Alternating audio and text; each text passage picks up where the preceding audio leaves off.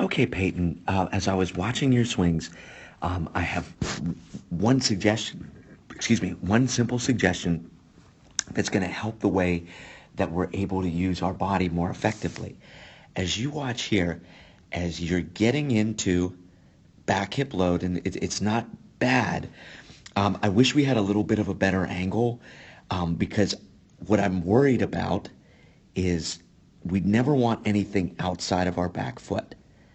And again, I can't really, I wish we were a little bit more right to the side, but I'm worried that you're so far back here that you're much more into your back leg than into your back hip.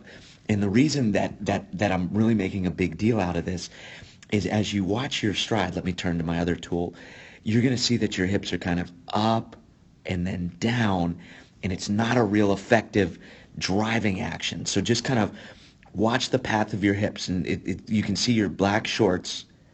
See how we're up. Now see how we're down. And by the time that we start to really get that drive, right, our arms have started to come forward. And as we watch our swing, I'm just going to zoom in here, right, we really lose a lot of connectivity. Connectivity referring to the distance between your top hand and your back shoulder. So you see how far apart your top hand and back shoulder are there. It's good, but you see all that space that we've created right there, right? We've come apart. We've become disconnected. And our end result as we try to come back in is we get a lot more of this around type of action.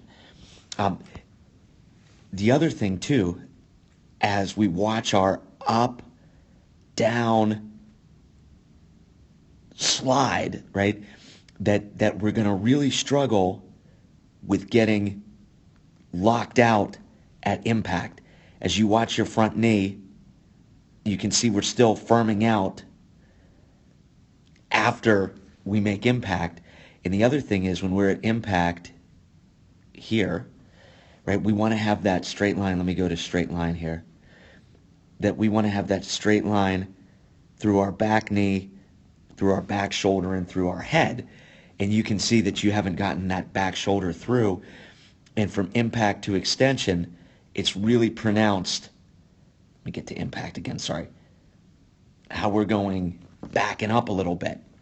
And I think the whole key to fixing all of this is, watch those major leaguers on the Google site for today. Those two videos that show how they're loading their back hip and getting off of their back side and into their front side. And see, as you get back in again, I wish we were more on the side, but I'm pretty sure your weight's outside of your back foot, and we're loading a lot more of our leg than our hip. And then, again, just follow this, right? See how it's up, down, and kind of slidey. Up, down, and it doesn't give us a real efficient rotation. So I would suggest just kind of watch, get in your mind's eye how those big leaguers load that back hip more than that back leg. Okay? And then think the batter's box is tilted 10 degrees downhill, right?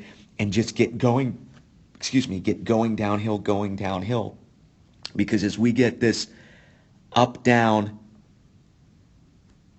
that's not a real efficient way to start generating rotation. And we get that disconnect with our hands there, right? Then we have to try to pull back in. And at impact, again, we don't have that good line that comes through there. Our back shoulder isn't all the way through, and our head's definitely behind, and we're going back through extension.